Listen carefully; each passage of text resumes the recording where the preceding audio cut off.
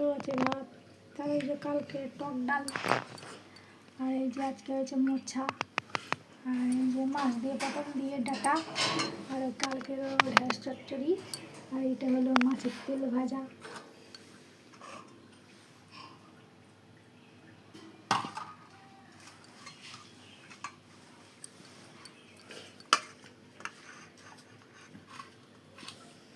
কুটে কুটে করে নিচ্ছি দেখো।